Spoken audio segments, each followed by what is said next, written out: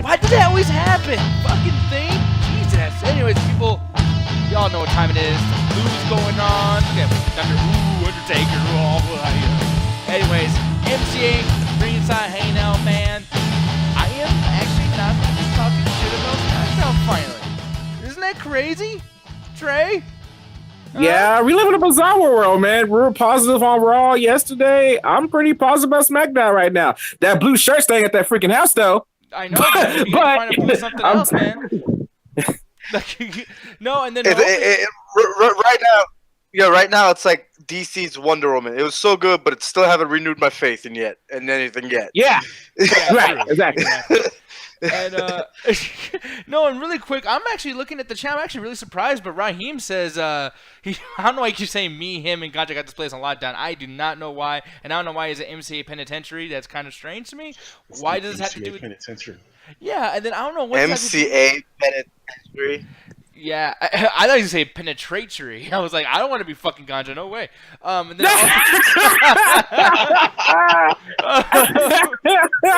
he also says too. He says, "Ain't no paranoia. It's Daniel's titties." What? What are you talking about, sir? And then he's also saying that Giant gets a 2.5 out of 5. Probably the most. I don't know for some reason. Every time there's a chat going on one of our shows, Danielle's titties somehow gets mentioned. That's how big they are. They just kind of cross over from chat to chat and to show. I mean, you know what? We should just stop criticizing them. Let's be nice to the Third Squad. Shout out to the Third Squad. They hold Danielle down. Mm-hmm. No, hey, you know, dude, I actually no criticism. No. I'm just saying that they nice. It's funny that they're always mentioned. They're like, we about Daniel's titties. Shout out to y'all. We about them titties. No, but the Bruce wasn't saying criticizing y'all. He was saying the Thirst Squad. You know. No, but here's the thing though. Like, I'm going to go ahead and say this really quick too, because I mean, as weird and random as it may seem to talk shit about Danielle's titties or talk good about them, just to bring them up in general, you're talking shit about SmackDown. 2.5 out of 5. What the fuck kind of show are you watching, man? I mean, Raheem, if you come back into the chat, man, let us know why you didn't like tonight's show or gave it an average thing, because I'm really surprised. Like, starting off, man, the Trusso, man. Yo, the Usos, man. Dude, love that promo. Remind me of Edge and Christian and the Hardys back in 1999 after No Mercy. Do you remember that fucking promo? When they shook hands, and then they all forgot that Terry Reynolds was part of the fucking deal for winning. Like, I remember that ladder match. It was the first ever tag team ladder match, and the whole thing was a bunch of money, and then the tag team titles, and then Terry Reynolds as a manager. And the Hardys were like, you know what? Fuck that girl and her big fake titties. Like, I'm just happy that we had a great match.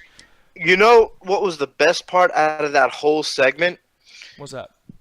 Was the fact that fucking the Hype Bros came out and Mojo Rawley for real said the exact complaint of what we always say about it. Like, it's always you two tag teams. It's like, what about the rest of us? We're like, oh, I was like, holy shit. Suck. That's why.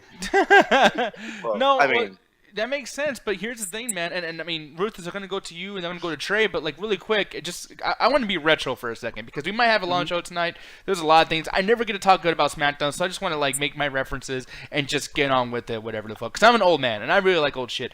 And last night, or not last night, but Sunday, the Hell in a Cell thing reminded me of this match. This whole thing where the tag team division this created a whole new genre of tag team wrestling with Matt Hardy, Jeff Hardy versus the Edge and Christian for the tag team titles, 1999. We haven't seen anything that big that created a genre until that Hell in a Cell match on Sunday. I don't know why that was the opening match. New Day and fucking Uso stole that show like hardcore, man. There was nothing else. After he had such a great match like that, I didn't give a fuck about Shane McMahon versus Kevin Owens. I didn't give a fuck about anything. I just gave a shit about those guys. And this shit was cool as fuck. Now, Ruthless, with everything that happened on Sunday, and then, you know, not to mention them opening the show today, what do you feel about, like, the Usos in general and then the tag division? Do you think that this is a huge new resurgence of the division, or it was just one good night? You know, I'll be honest with you. I honestly think that this is what Vince needed to see that tag team wrestling is worth, you know, really putting some time into, because you can't tell me that wasn't a Vince decision to put them on first. He's already talked about how much he wants the New Day to be the greatest tag team in the history of the WWE, and you have to give them a strong challenge. And yeah, them losing the titles to the Usos, perfect. In the way they did it, that match was perfectly PG, because when you think about it, there was no really any blood-based spots that would have caused someone to blade. There was tons of innovation, and it really got to show off each man in the ring. Like, the best part about that tag match, besides the physical like working they were doing, is Kofi Kingston outside the cell reacting like a fan, like all the fans in the arena are reacting to what's going on. Like, that made that match work. And Vince put it on first and said, all right, you guys have been able to do this with everything else. Let's see if you can do it here. And he got proved right. Like, I want to see I do want to see the Usos versus, Gable and Benjamin. I do want to see the New Day deal with, going to essentially the back of the line now, having lost their titles to build back up. It will make everyone better having a match that great. It's like, listen, you guys got a lot to live up to. So let's see how the rest of these tag teams do. I loved everything about that. I think it's going to breathe life into tag team wrestling in the WWE. Trey, how about you, man? What did you feel about the whole opening segment, and then also, too, the opening match of Hell in a Cell? It was awesome. I mean, I was that guy who wasn't going to watch the Hell in a Cell at all. And then next thing you know, I asked my Refugee Spill Facebook page, like, hey, how's the review so far? They said the tag team match was lit. And I missed a great match. I was like, oh, crap, I need to watch this match. I didn't watch it yesterday. I watched it today, and holy God. Yeah, I was like, why did we miss this pay-per-view again? But then I saw the rest of it, and I was like, okay, yeah, I see why. But that tag team event was amazing, dude. 10 out of 10. That's probably one of the best Hell in a Cell matches we've seen in a while. As for the opening segment, that's kind of where I slow my roll, though, because I know I'm that guy with WWE where it's like they do one good thing, but we know they have a history of doing one good thing and they never really follow up with it. And even though Usos and New Day had a good promo, like, I'm still not sold on the other tag teams that are going to be up and coming right now. I mean, yeah, is it cool that Chad Gable and Benjamin won? Yeah, but how is the chemistry going to be with the Usos? Because I'm not really sold on any of the other tag teams on SmackDown right now. True, but at the same time, we've already seen Chad Gable do some great shit with somebody as kind of vanilla as Jason Jordan. Like, Shelton Benjamin actually has other shit that he does that you can imagine him pulling off like a main event match. Whatever. Jason Jordan is nowhere near the type of athlete that Shelton Benjamin is, and I don't feel like he's even close to being as talented as Shelton Benjamin is. So with Chad Gable being able to work with Jason Jordan in such a great way, I feel like him and Shelton Benjamin is going to be a great fucking pairing, man. Like, I cannot wait to see what they do, and I want to see a little bit of like Shelton Benjamin kind of like I've seen him in GFW or TNA, whatever you want to call it. I've seen him doing a couple of things. And like, he was doing some promos that really, like, it wasn't a character base, it was like a professional sport base. And he was like, no, like, I want to fuck you guys up, I want to win this match, I want to do this. It reminded me of like an actual sport type thing. And if he brings that up with Chad Gable, I feel like this shit could be pretty entertaining. Hovig, the tag division situation happened at the beginning of the show. What did you feel about it? And are you kind of hyped with Chad Gable and Shelton Benjamin? The one thing, like I mentioned earlier, was great that they actually addressed the whole fucking, Sane 2 tag team bullshit, which is something that we've always been saying. It's like, you're famous, where the fuck are these superstars weekly shit. Yeah. And so we finally got, hey, Breeze Dango did a fucking match. Look at that shit. It's like, and it's been how long since we last seen them in the ring? So it was also kind of refreshing to see all these tag teams in a match. And I mean, just not too long ago, we were even saying, like, what the fuck is going on with Shelton Benjamin and Jason Jordan? But look at that. Now they're fucking number one contenders. It's. I mean, it's amazing. They're number one contenders for the fucking championship. Yeah, you're absolutely right, and it's amazing that they're doing this, but the only thing that kind of frustrates me is that it's so fucking random, because you would think that Mojo Rawley and Zack Ryder would have, Zack Ryder, especially them, because, I mean, they seem more hungry, they were contenders for the fucking title belts before Ryder got injured. I'm like, they should at least get some sort of shot, like an actual shot, not like a Baron Corbin cash in and lose after 5 seconds type of shit, you know what I mean? Yeah. But, go ahead. But yeah, like I said, it was quite refreshing to see. I mean, that's until the Bludgeoning Brothers come and see what the fuck goes on there. Yeah, now that's the thing, man. So I don't know exactly. Okay, you guys seem to be like laughing at it. I was hyped. I'm sorry, dude. That shit was pretty cool. Ruthless. No. I was hyped too. I thought they said the fucking name. Well, I mean, dude, like, there's so much shit like the Sister The Abigail thing come was on, fucking the blood- ridiculous. I know, but the Bludgeoning Brothers sounds like some fucking bushwhacker shit from back in the day. They are feel like literally they're gonna carrying sell it. prop warhammers. They're carrying prop warhammers, which you know are never going to get used in the ring. Like, come on. No, I know that, but at the same time, it's like other props that I really liked. For instance, like Abyss when he had that fucking what's that shit called? Janus, I think the thing was called, the thing with the spikes on it. I thought that shit was cool, and he never used it. And when he did, it was off screen, like some kind of like fucking indie film that they can't afford to show you like the blood shit. Like, you know what I mean? Like I've seen Abyss do that. And I've seen lots of other characters. Steen, for instance, you know, I was getting sick with the fact that he wasn't using his bat a whole lot when he came to WWE. I was like, dude, Steen, that's the whole fucking gimmick. Like, what the fuck is going on here? It's like if Negan didn't have Lucille with him. Like, what the fuck are you doing? You know what I mean? Like, that shit was pissing me off, honestly. Like, Steen, he's such a, like, generic wrestler, in my opinion. Sorry, y'all. I don't know if anyone really likes Steen here, but yeah. But for me, though. I did in WCW in the 90s, but I was also in high school. Exactly, me too. And it was all about the character, Ruthless, right? Like, I mean, at least for me it was. Yeah. Yeah. So, Him and the Raptors, when's he going to come down? What's he going to do? Is he going to side with the NWO? Like, it was great stuff. exactly. So that's the thing is, like, Also now, what, 50? Like, come on. yeah, exactly. And with that said, though, me and you, Ruthless, talking about the character of Steen and how we just wanted to see what the fuck he was going to do. It was like a big confusion. Not confusion, but just kind of like, oh, what's going to happen? I don't know. Unpredictability, that's the word I was looking for. And Rowan Harper, I have no idea what the fuck they're going to do. It's a creepy-ass mask Rowan has. He's talking a lot more. What made these two get back together? What are they going to do without fucking Bray Wyatt? Are they going to destroy the New Day? Maybe Bray Wyatt comes back and joins them. I don't know, man. Like, there's some shit that can happen, dude. Like, I'm fucking hyped. Hovig, you should be fucking screaming. They gonna be bludgeoning some shit. Trey, after last night with the Sister Abigail thing, Trey, what do you feel about this, dude? I'm on your side, Nick. I think because I think Hovig and Ruthless aren't too about it, to say the least. But I'm about it. Let me repeat myself. I was hyped, but that name though. Yeah, I'm okay with the name. I'm really okay with the name. I mean, I'm more about how the characters are going to come out. Yeah, exactly. I mean, I don't know. Like, we'll see what happens. I guess it's one of those things that we just need to wait for. The reason why I even have it on the side of this thing right here, too, by the way, tonight, is because I know that we're going to talk about this a lot leading up to when they're going to debut. Because I know how WWE, especially SmackDown, does this. They love to hype motherfuckers that don't even show up on the show. Shelton Benjamin was hyped for months. Didn't show up until like a year later. Yeah, I was about to say he was hyped cleared either. Yeah, and then they hyped up like a few other guys. They even hyped up Nakamura after he debuted and just had him dance like fucking Lana. You know, like motherfucker is stripping for Backlash. Like, yo, hold on. Shout out to that Lana promo. Those Lana promos where all she did was give a lap dance to nobody in a chair.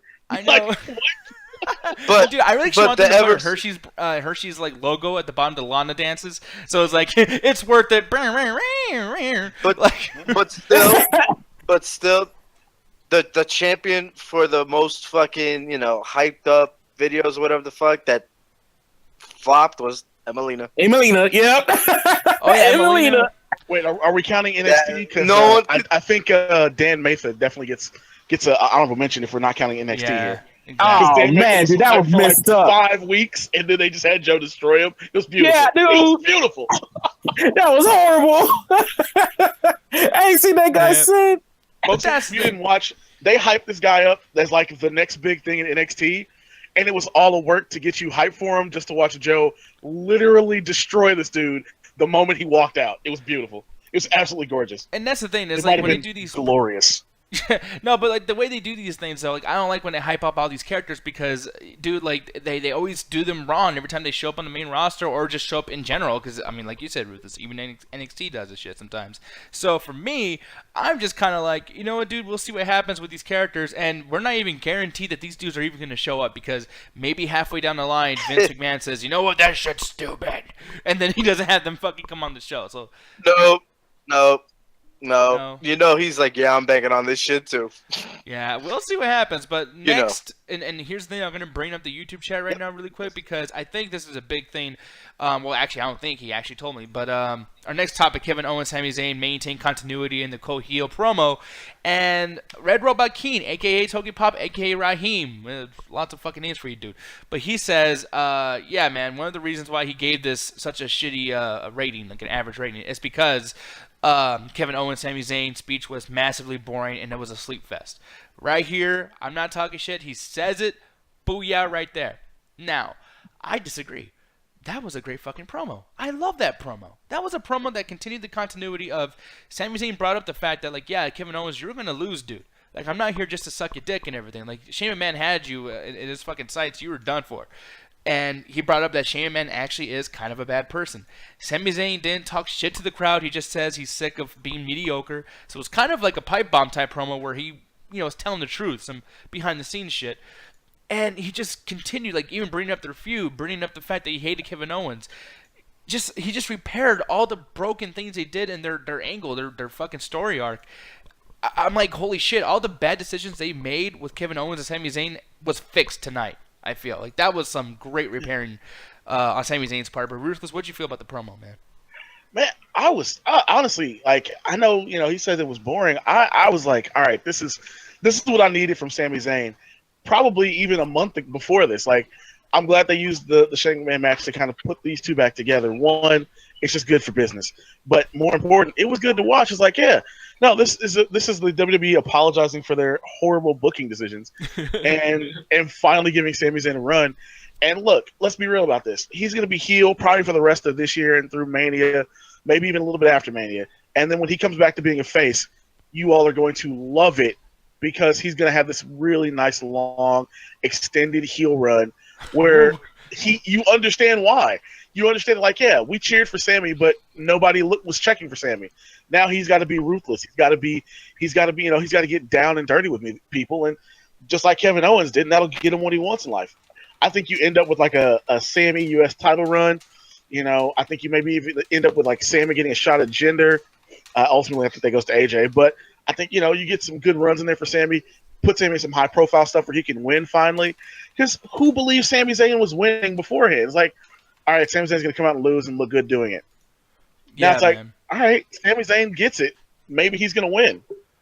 No, yeah, I mean, I love that angle so fucking much. I love that promo, and I agree with everything you said. Now, Hovik, I'm going to see you, because you look a little unenthused, actually, but what did you feel about Sami Zayn's promo and his reasonings for turning heel or whatever? Oh, I thought it was great. It actually finally answered the question as to what the fuck was going on Sunday, because I was the one who said, "Oh, maybe he was just looking out for his friend and just wanted to end the match." I was like, I don't know, like, because, like, one side of me was saying it's not a full heel turn, and one side of me was thinking and kind of hoping it was a full heel turn, because to be honest, Sami Zayn, fuck him. Yeah, okay. Because no one really gave a fuck. Because no one really ever gave a fuck since after he got out of NXT, So right now, the biggest shocker is like, holy fuck, he just saved Kevin Owens. Like, yeah, they're like brothers, they're best friends. This is almost like a Triple H and Shawn Michaels reunion to me. Yeah, you know what I'm saying? I'm with you. It's sort of kind of resembling that, and I'm like, holy fuck, like. They're like united at this point. I'm like, and I was just sitting there listening to what he was saying. I was like, okay, Sami, I'm with you. And like Ruthless said, it's been all bullshit booking with him. Like, he's had some bullshit, but like the whole fucking 3-week rivalry with fucking Mike Bennett and shit, or whatever, or Mike Canales. I'm sorry. Yeah. But like, you're breaking kayfabe. You're killing finally, the motherfucker. Yeah, you're breaking kayfabe. Finally, they're. No, actually, no. What you're doing is you're destroying the fucking territory, Hovik. Goddamn, okay? The fucking NWA is not going to make a lot of money this fucking week, man. Jesus Christ. Oh, you know what? You know what? Fuck the territories. I bought them. But no, but yeah, man. But finally, Sami Zayn's got something to do, and it's fucking interesting. I like it. I'm digging it, Trey. What about you, man? What do you think about the whole Sami Zayn heel turn and the reasoning for the promo and all that good stuff? I fucked up my words. It's okay. Yeah, I kind of hinted this yesterday. After he did it, like I like the whole fact. It made sense. Everything about it. You said it yesterday as well, Nick. Everything about the heel turn made sense. And even the promo he did tonight, like I will say, I like the stuff he said. Let me say that. I like the stuff he said, but the execution of it is where I was kind of cringing because I didn't really like Sami Zayn's execution of his promo tonight. I don't know. I'm not really sold on the idea of Sami being a big heel yet, I guess, because it was just kind of weird, I guess. I think it's like voice. Kevin Owens is a natural heel. Hell, I like what Kevin Owens' speech was about the fact him doing heel stuff in heaven. Like that was hilarious to me. I was like, man, that's great. But like when Sami came out, he did all that. I mean, it was just kind of weird, and I gotta agree with one of my worst critics on this show. It was kind of boring. Like I like what he said, but the execution of it was bad. Yeah, and by the way, for anyone listening to, like, if you guys are not paying attention to the screen, Trey's worst critic for some fucking reason. But it's Raheem. Raheem does not like Trey at all. He goes after Trey. I don't know what it is. It's probably the glasses. I don't know what the fuck it is. But at the same time, I will say that, I mean, yeah, I guess y'all agree on this. And what he's saying right now in the chat, he's saying Sami's going to turn on to Owens later on in the storyline. But for now, this is going to burn out faster than later. Oh, now, fuck, wouldn't that be amazing, though? no. Because Owens was the one who originally turned on him in NXT, you know? True. Now, if Sami Zayn says, fuck you, Owens, like, he turns on him, it's like, dude, this is becoming Shakespeare. No, sorry, that would piss me the fuck off. Owens gets a title shot at Jinder, and Sami is like looking at like is there ringside, and then like right when Owens thinks he has it, like Sami takes out the ref or something. Oh, Dude. Love that. Or what if I would something love happens nothing. and Owens helps Sami Zayn win the briefcase next year, and then, you know, he's chilling at ringside with the briefcase, he fucking takes out Kevin Owens, like, turns into a triple threat match or something. Like, that's something I would like. But as far as, like, actually interfering or causing Kevin Owens a match or something later on down the line, I think that would be stupid and predictable. You know what I mean? Like, No, I don't think costing him a match. I think it's like one of those cliches, celebrate and then fuck him up type of things. You can't do Yeah. that. Twice. And I don't even think he's gonna get that far. Do it to Jericho. You can't do it twice. yeah, exactly, yeah. Because especially, too, like, for one, this is happening way too soon. I mean, I know it's, like, not that soon because it was a year ago, but at the same time, it's like the Chris Jericho thing, Yeah. the Festival of Friendship happened not so long ago, and it was so good. And if you try to do something close to that with Sami Zayn and Kevin Owens again, especially... No, not like that. Like celebrating a match victory or something. Oh, okay. I thought you meant like a... Not like a party. festival. Okay, cool. Yeah.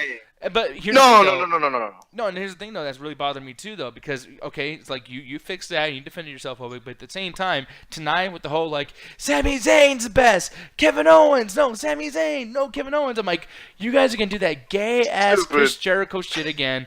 It's not, you're That not going to be was as bad. fun as Jericho. Jericho's way funnier than Sami Zayn. You're not going to be able to do better than that. Jericho's better than both of them combined. Exactly, but Yeah, we're saying I think Ruthless? they're gonna go. Yeah, honestly, I think they're really gonna be a lot more like KO's character he normally is, which is that like sociopathic, like dickish opportunist thing, because that's what this is all for. Like, I think probably the wrong structure to look at. I think you should look more at Sheamus and Cesaro. Like Cesaro turned heel Okay. to help out Sheamus and make them a great tag team.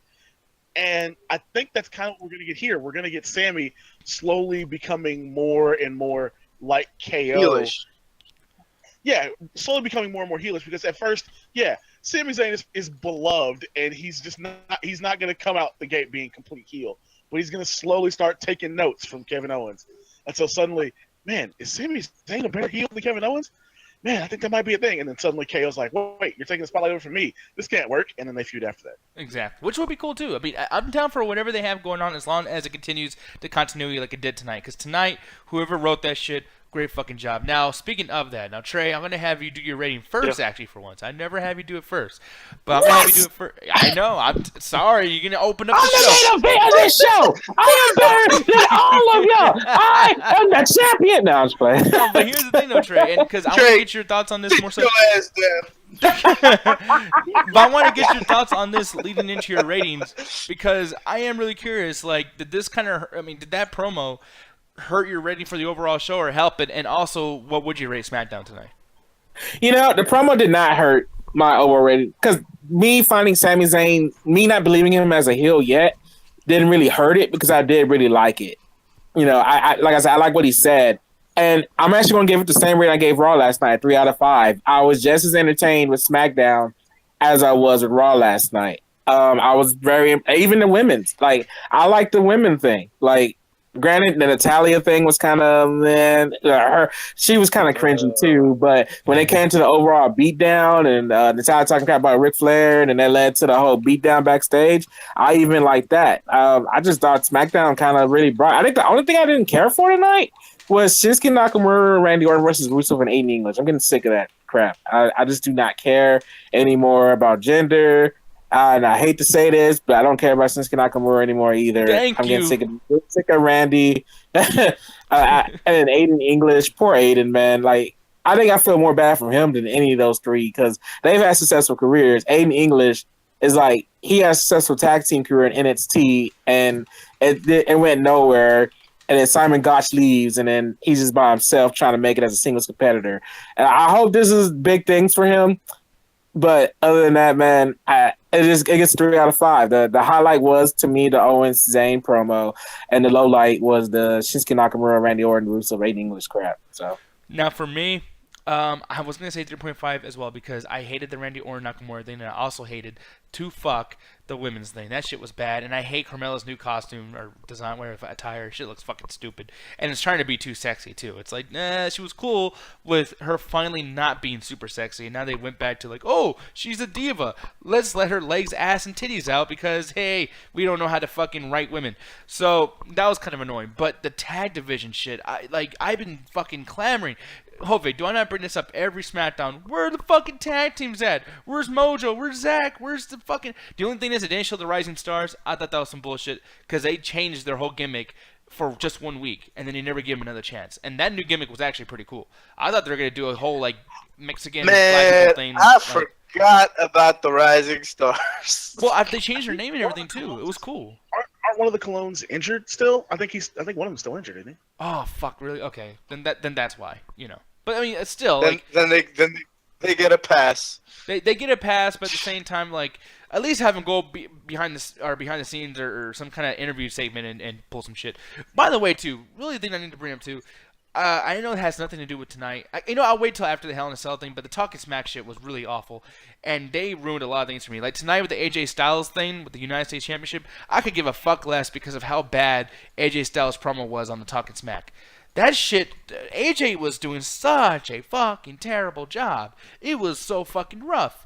And then Baron Corbin, in the way he was fucking talking, and then the match between them three, the triple threat match, like, Ruthless, I'm sorry, but they need to stop calling that motherfucker phenomenal. Every match is boring as shit.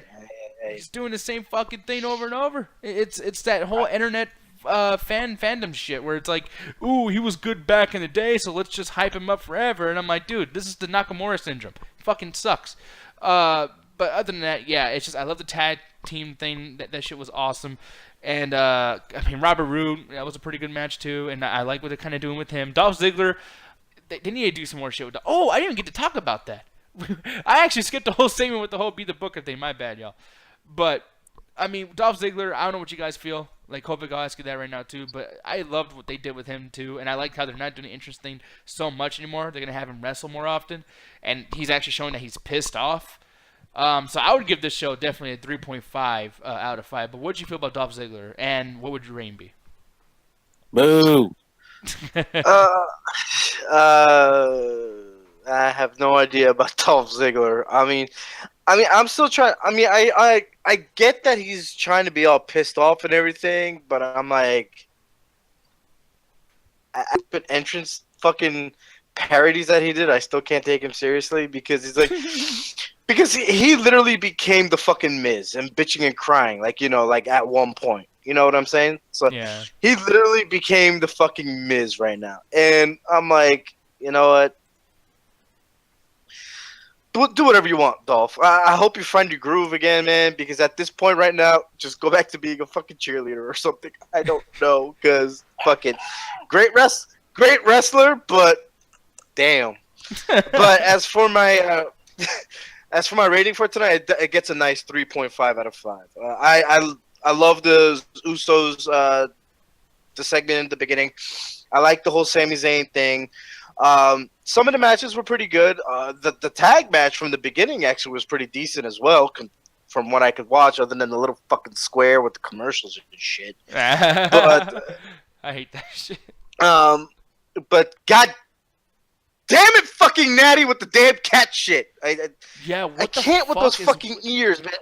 I don't know. And the way she's like, oh, it just feels so nice when I hold. I was like, yeah, it's fucking weird. Oh shit, you turned your mic off with that one. It's weird, but I like it. I'm sorry. Wait, you like it? Oh, Ruthless. Come on, man. Listen. We need somebody to be weird on SmackDown. Like, and the salary gives us that weird on SmackDown. Fashion Files. Oh wait a minute. Hold on. What do you mean somebody weird? Does that mean for any gender? Yeah. Because we got James Ellsworth, we got the Fashion Files, we got fucking. I don't count Ellsworth because Ellsworth doesn't wrestle. True. I mean, you need a weird wrestler, and she does a weird thing that doesn't really affect anything. So it's like, yeah, she does the crazy cat lady thing. Fine, whatever, it's a character, but it's the only one that's doing a character that also can back it up with some pretty damn good wrestling. Not great, but pretty damn good. Now, Hobie gave it 3.5 out of. Yeah. Okay, I was just gonna say, could she get rid of those fucking ears though? No, the ears are fucking stupid. I mean, I completely agree with you. But I mean, at the same time, though, I guess I understand Ruthless' point because wrestling's supposed to be over the top. No. He's got a great point right there. But at the same time, I can't take her seriously with those goddamn ears. No, of course. I can't take her seriously. It was all business on Sunday. You got to give her that much credit. Yeah, of course. But I mean, moving on from that though, because I'm just gonna say 3.5 because this might be a long show, so I just want to get to the Hell in a Cell thing because there's so much shit to say about that shit show. But Ruthless, what would you give tonight's SmackDown, and also too, how would you book Dolph Ziggler? All right, so I'm actually lower than you all's ratings. I'm gonna give it a 3 out of 5. Okay.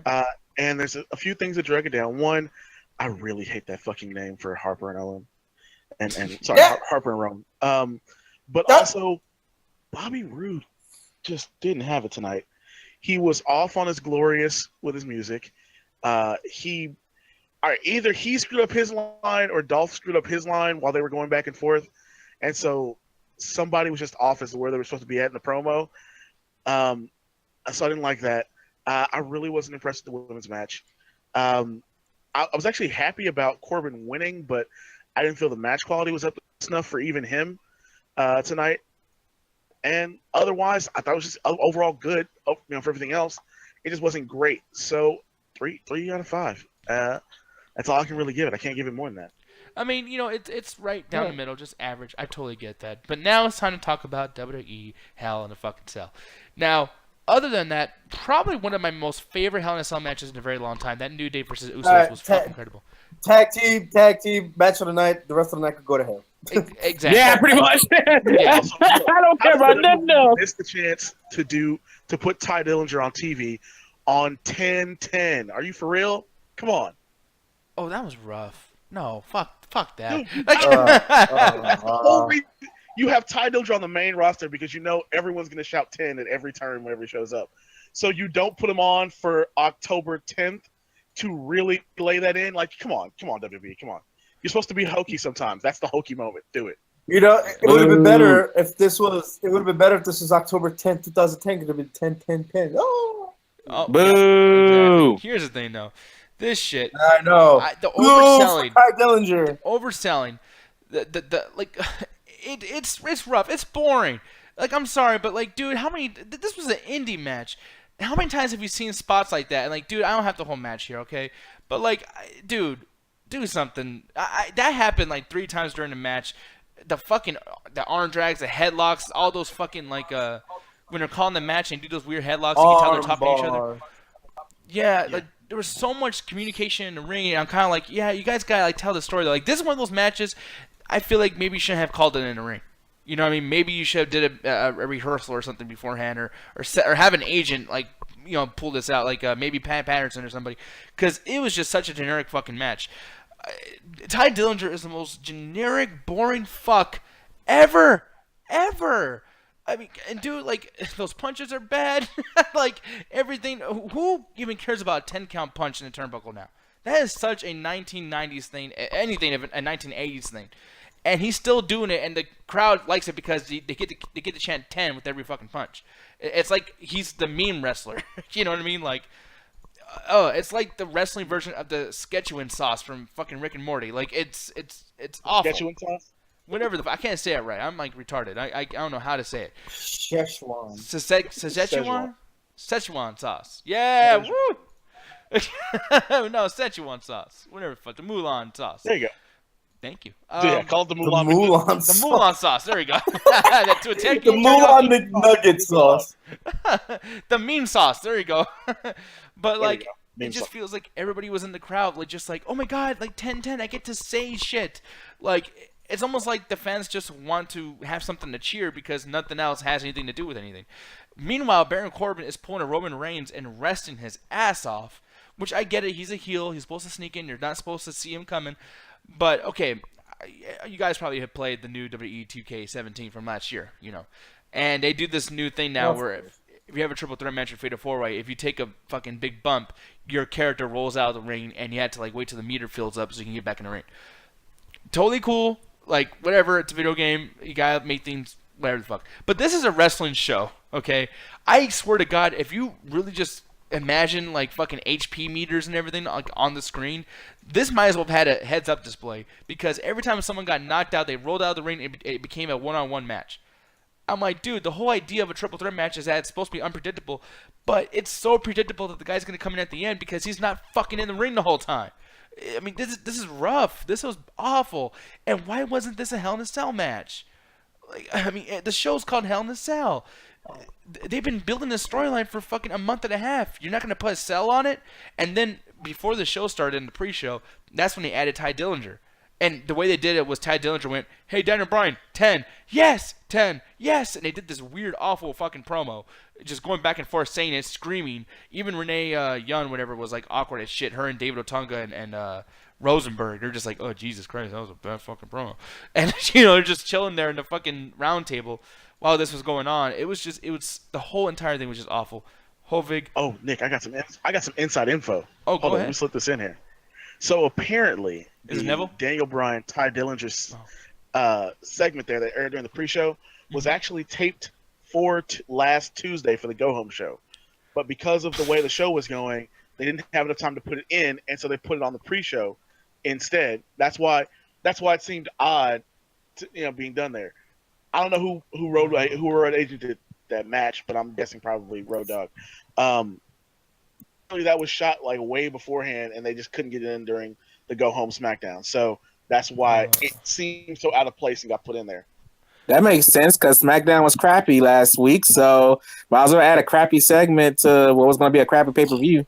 Yeah, man. And like this angle with Baron Corbin and the U.S. title thing, like Ruthless, I remember, I don't know if you said it on here or if you said it in a chat or something, I can't remember, but you basically said, like, dude, just have AJ Styles lose so we can just get him to go for the main title. No, he said that tonight, yeah. SmackDown talk on the post. Oh, yeah, in the post. Yeah, I'm happy that AJ got to have a U.S. title run. It was important, to have somebody who could really carry that belt around for good matches. But it went on too long for me. I felt like AJ's run needed to end probably a month ago. And so, I wanted Corbin to have that because Corbin really does need a title run. Like, if you're going to keep him as That's the monster on SmackDown, he needed this title run more than really anybody else did, including Ty, as much as I love him.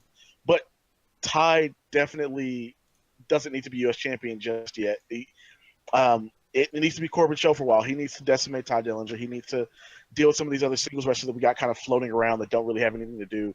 I think maybe a Corbin Rude thing might be nice. Maybe next up, maybe even letting Ziggler get a shot at him as well, just to kind of get breathe some life back into Corbin, who's really lost a lot of momentum. I don't think it should have been in the cell though, because here's the thing: you have that match, you have the tag team match in the cell. You're going to close the show with KO versus McMahon in the cell, and you're not putting the WWE title in a cell match. So I don't think putting the U.S. title in a cell would have been the right way to go, especially with three wrestlers who aren't really known for hardcore matches. Yeah. Corbin had that one with Dean Ambrose, but that really didn't come off the way it should have been. And I think the sell needs to be a little more special. That tag team match was special. And as much as Shane McMahon gets on my last damn nerve, that match was at least a spectacle to watch. And we'll get because here's the thing too, and I'm glad you made this reference. But like another thing with the Hell in a Cell and it being important, this shit right here. Not only did you shit again on the fucking title, and not only did you shit again on Nakamura, and not only did you shit again on Jinder Mahal, but you shit on the whole aspect of the pay-per-view. This is a match that we're seeing a rematch of. No gimmicks, no nothing. Literally just the same match that ended the same fucking way. Why the fuck did they do that? And Nakamura, this match sucked. It's like, at least have a great fucking, like, he kicks out of 3 fucking finishers or something. Like, have, like, a really good moment. Nothing fucking happened. I will give credit to where credit's due, though. Jinder Mahal had his greatest near fall of his entire career during that match, where he finally, he grabs the rope there to stop the count. Like, that's the best near fall he's ever done in his entire career. But the match was bad. There was, I don't care about the Singh brothers at this point. They haven't done anything away from Jinder to make me care about them as heels. Jinder doesn't really do anything.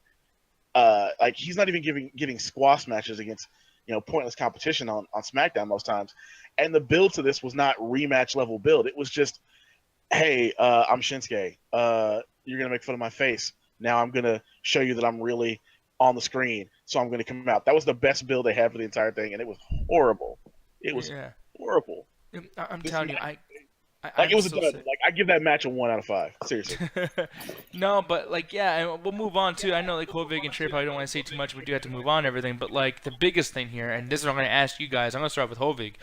What would you do with Shane McMahon at this point, especially after him, winning that match and everything? Like, what would you do with him if you were to book it? Keep him off TV for a bit, because give it like the old. He done fucked himself up so bad that he needs to stay off TV for like a couple weeks, maybe until around Survivor Series time or some shit. Mm-hmm. That way he could start doing his commissioner duty. Yeah, or whatever the fuck his job is, where he's supposed to be the most important part of the fucking show. Exactly. But yeah, that's what I would do right now, because the thing is about Shane McMahon, I kind of like what they do with him, because I actually read an article, what was it, like yesterday or something like that, that there were maybe a couple of superstars who were kind of annoyed with the fact that Shane McMahon gets those types of matches, like the ones that he had. And then the answer that they said actually was kind of brilliant, because they were like, the whole thing was like, they don't want, they're getting a little antsy with a part-timer like Shane getting these types of matches.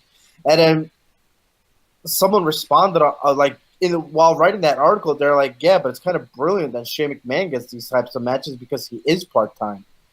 We wouldn't want a full-time wrestler to get something like this, like, because even though Kevin Owens is a full-time wrestler on the SmackDown roster, he did not do 90% of the fucking crazy shit that Shane McMahon was doing. I mean, yeah, granted, he climbed up to the fucking thing, but he didn't really do anything too crazy. He fell through a fucking table, though, right? Or was that Shane? No, well, they both. He did that. They did the cannonball where Shane was on the table, but Shane moves, and KO went through it. And that looked like nasty. But what they need to do, though, that's what you need to do. You need real estate on this shit. I think what the big thing that they need to pull off is they need to make sure, like you're saying, like, yeah, people were complaining about fucking, he's pointing some shit and saying, oh, I forgot, you got the whole lazy thing. Yeah. But basically, what they have the issue with, and a lot of people are complaining about backstage, is like Shane McMahon gets all this opportunities, and he's jumping from the cell to cell, and like, I wish we could do some shit like that. Yeah. But it's like, you still can. It's all the writer's fault. Like, why can't Kevin Owens take a bump like that and take a month off from wrestling, but yet still showing up and doing some gimmicky stuff where maybe he's in somebody's corner, maybe he's always on commentary, he's just like around somewhere, just give him 3 minutes a night, or because I think what it is, like, the difference is that Shane McMahon doesn't really bring revenue in, Kevin Owens does. So if they wanted to, like, have someone do something crazy, might as well give it to the guy who doesn't really bring any revenue and just keep Owens okay. You know what I'm saying? Exactly. Like Owens, Owens gets banged up, whatever, blah blah blah blah. But Shane McMahon, they wheeled out. Like we all know that he's probably okay. Like because apparently his injuries are not so severe. He but ruptured his spleen, continuity wise, let it do its job. Like let them do exactly what they did because. Just so, like, Kevin Owens, he could show up tonight. Shane McMahon, we're probably not going to see for another week or so. Like, maybe next week. Not too sure. But that's why I would prefer it if someone like Shane McMahon does do crazy shit. I mean, the fucking Usos in the New Day had a Hell in a Cell match, too, and they went fucking balls out, I mean, they didn't fly off the fucking top of the damn cell. But you need KO for house shows, man. Like, not having KO available for house shows would be horrifying. So you got to have shape to be able to do those. That's exactly it. Like you need him. He brings revenue. Yeah. So, but I mean, there's always ways around it. Like imagine, because I know Stone Cold was in house shows all the time, but he didn't wrestle on all of them. They'll have a thing where it's like, Stone Cold's facing the Big Show for the WWF title, and then like, Big Show comes in, Stone Cold hits him with the chair, stunner, and then like, it's over, and he doesn't really have to like work a whole lot. It's just like 2 moves. But think about it this way. What would sell more tickets? Stone Cold going up against the Big Show for the WWE title or just him showing up? Well, no, but that's the thing. That's how you get away with that. Because Kevin Owens, what they're probably going to do with Kevin Owens, if he, like even after this Hell in a Cell thing, there's probably going to be a house show at the end of this week, and Kevin Owens is going to put on a fucking amazing match with somebody that's not even televised. And it's like Trey actually went to a house show last year and saw Bray Wyatt versus Randy Orton. Which is how they normally work. Yeah, exactly, and that's the thing that bothers me so much about house shows. Like, I'm glad that people like Trey, when they go see like a cheaper event, and everything, they get great matches. But like Trey, like you even told me, dude, that Bray Wyatt and Randy Orton had a better match at the house show than any of the fucking televised shows. Matches that they had, hell yeah, they did. They tore the house down at the house show. Yeah, and I've seen some stuff like that. Oh, go ahead. Shinsuke Nakamura and Dolph Ziggler, I almost called him Lundgren. But Dolph Ziggler had a great dark match for the night that Shinsuke debuted when I went to SmackDown. Yeah, and I actually that was that like match way too, better than yeah, that was like way better than any bullshit they put on TV. Yeah, so it's one of those things that's just frustrating. I really hate when they pull this shit like that. But here's the thing, though. Yeah. Ruthless, I'm gonna have you tell me what do you feel about, or what would you do with Shane McMahon if you were the booker? I like that Shane likes to basically kill himself whenever he shows up. But I think you need to turn him into something more. So I would take Shane and do this with him. I don't full turn him heel because he's the McMahon that people actually don't hate at all times. He's everybody's favorite uncle now. But I would take Shane and I would keep him on this kind of path. Like, I have the heels talking about, like, Shane, you do this stuff for you. You need to stop saying that you're doing this because you care about the people on SmackDown. You came here telling us this was about, the land of opportunity, but the only one that gets opportunity is you. You did Hell in a Cell. You fought AJ Styles at WrestleMania. You do this over and over again, and just feed into the stuff that the heels should be saying about him, and finally say, you do this to feed your own ego. This isn't about the rest of the wrestlers. We want to wrestle. I want to wrestle this person. You never want to make this match because you want to wrestle. You interfered in KO's matches because you didn't want, him to win. I would keep building on this with Shane. And yeah, you throw a spectacle match in once a year for Shane, but you have a story going into it. Like, this is Shane feeding his ego. Maybe you have a babyface that agrees with the heels that, dude, Shane, like, you're doing this for yourself. Put me in this match. And you have that sort of, like, moment at WrestleMania where Shane's trying to decide, does he put himself in the match or does he put this babyface that's actually the opportunity in the match, and play with that notion a bit more. But for the most part, I do like leaving Shane out of the majority of storylines because I really don't want to. Like, does anybody believe his punches? These are the worst punches in the history of wrestling. Man, that motherfucker throws a punch. It's like here. Yeah, exactly. You can't see it. That's where it is. Dave Meltzer, Vince Russo, Jim Cornette, me, and literally every internet personality agree that Shane McMahon has the worst punches in wrestling. Like, that shouldn't be possible for all of us to agree on. Here's the thing, though. But here's a huge issue with his punches. I don't think it's Shane McMahon's fault. It's the talent reacting to the punches. Because what Shane does... Yeah, man. It's not the talent reacting to it. It's him. Like, Dean's punches are bad, but they're at least serviceable. Shane's punches are horrible, and they've never gotten better. They are the same punches he was doing in the 90s to Kane. We didn't believe it then. We don't believe it now. No, Like, the difference is he thinks that like that's a cool move, and he does it because that's what he did when he first showed up. It's the same thing with the dance. The dance is he does the dance all the time because that's what he first did when he first started wrestling for some strange reason. Like, Shane, you should be taking over the company. Instead, your brother-in-law is. Chill, man. no. Chill. And the one thing I will say, just in defense of that, because I know you guys have your opinions on that, but like what I feel the situation is especially nowadays, those punches are so. Every other wrestler's punches are so bad. Like, I cannot stand John Cena's. I can't stand Randy Orton's so bad punching. He just fucking does the forearms. You know what I mean? Like, he punches like China. You know what I mean? Everyone's fucking awful at all these things. So when Shane McMahon comes in here, he likes to do fake boxing. He likes to do professional, predetermined boxing. And he does these jabs like he's fucking Road Dogg or something, or, you know, whatever the fuck. And wrestlers don't know how to actually really fight. So it's like no one wants to get potato to the face and start bleeding, and the match has to stop, and all the momentum's taken away. So they don't know how to react, especially because Shane McMahon never wrestles. He wrestles like twice a year or something. When you have like someone from the old days, like for instance Undertaker, the punches that Shane was doing on the Undertaker, they were landing. But that's because Undertaker's a man. He's used to fucking potatoes. He's cool with it because he's from the old days. Even during the old days in 2005, things like that, Shane McMahon would have a fucking thing with Kane or whatever. He was really punching him. There was welts on Kane's face and body. Like, you know what I mean? Like, he's used to it. He can take that shit. I think Rock used to slap people. Yeah, no, The Rock would literally, you can hear it. It's like, you know what I mean? Like, right in the face. And I love it. Yeah, like, It's great because you can. The slap makes a great sound. It has a good sell to it. Like it's well done. Shane punches both too fast and too slow for his fake boxing, and it's crazy because Shane constantly trains with jiu-jitsu and other MMA stuff, so he knows how to strike.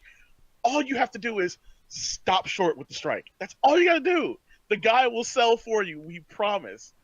Yeah, I can't excuse Shane's punches. I know you can. I get why you want to excuse his punches, but I can't rock with him. The one thing that I can't excuse with Shane that's getting on my fucking nerves and is also getting on such of my fucking nerves with the wrestlers, because the only person who was able to do this in the right way was Ken Kennedy. He's the only buddy who can do this shit right. But what you call? I'm hearing an echo, by the way. I'm gonna mute you for a second, just a quick second. But yeah, the trash can bit. With the whole, like, someone laying down and then he puts a trash can on him and then he fucking, like, waits forever to do the whole thing and someone just lays there. Like, sell in a sense of, like, we think you're going to get up. Kevin Owens was like, this is a good opportunity to take a little nippity nap. Like, that's cool. I'll just lay down here and sleep. I was like, dude, don't Roman Reigns' shit. Like, fucking do something. I hate when someone lays there and they take that trash can bump and there's no story to it. Somebody like Ken Anderson will do a thing where it's like if Rob Van Dam is going to do something to him, he's laying down the turnbuckle. He's having Rob Van Dam continually kick him, and so it makes sense for him to stay there at the bottom rope to get hit with the whole, like, from coast to coast or whatever the fuck that thing is. But Kevin Owens just lays there for like a whole 2 minutes. Over what move, too? It was not even a big spot or anything. I hate that shit. It drives me up the fucking wall. I can't stand that shit. So that's what I would get mad about Shane McMahon. But Trey, before we get into our ratings, if you were to book Shane McMahon, what would you do, man? I'm pretty much with everybody else. Just make him go away for a bit. Because, granted, I do like the fact that Shane McMahon is that manager who does get in the ring. Because we had that with Triple H for a while.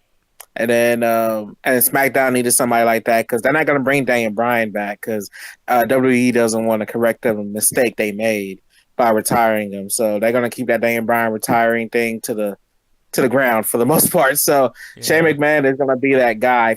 But for right now, just make him gone because he's had plenty of matches with AJ Styles.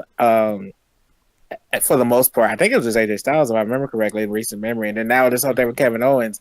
I think this was the definitive thing where if he needs to come back, it needs to be for something big, where, you know, it's going to be like some like revenge match against Kevin or somebody else trying to go against him. But I like this whole fact that it was kind of Kevin Owens and Shane McMahon was kind of the opposite of Steve and Vince, where Kevin Owens was the guy going against the authority, except Shane was the face and Kevin was the heel. And it just turns to find out that Kevin is the heel, one out. So Shane just needs to stay away for a bit. And let's see where that goes, or if they even continue it when he comes back. Exactly, because it easily can turn around and be an awesome McMahon thing, where the McMahon is the heel again, and we'll see what happens. There might be a huge storyline to happen, and Jim Cornette left TNA or GFW, so I'm hoping Jim Cornette replaces Shane on SmackDown or something. Like, that'd be fucking great. I love Jimmy, so we'll see what happens. But Trey, with that said, too, what was your rating for Hell in a Cell, man? I know I'm at the main event. Man, if I just go by the Usos match alone, 5 out of 5, man. Just Jesus Christ, that match. If I'm gonna go with the whole pay-per-view, 2 out of 5. 2 out of 5, yeah. The high point was the, of course, the Usos New Day match. The low point was the Shinsuke Nakamura versus Jinder Mahal match. That match was just bad. Every time they're in the ring, they're bad. I just do not care for that feud anymore at all. I care more about Charlotte versus Natalya than I do Jinder, Shinsuke Nakamura. I just do not care. Yeah, man, no, I can't stand it either. And me, like, I would give the show a definite, like, 1.5 out of 5. Not in the way of, like, I hate the show or that everything was bad. It's just frustrating that, like, if it was just positioned better, like, why couldn't the tag team thing be the last bit on the show? You know what I mean? Aside from the Sami Zayn heel turn thing. Which, you know, the whole Sami Zayn thing, like, for one, it kind of killed it when you see him waiting. Like, the camera was positioned in a weird way where you saw Sami Zayn chilling the whole fucking time. And I was kind of like, well, dude, like, now you just ruined the gimmick. Like, I know he's going to grab Kevin Owens and pull him off the fucking table. Like, that could have been a really cool thing, except the cameraman fucked it up.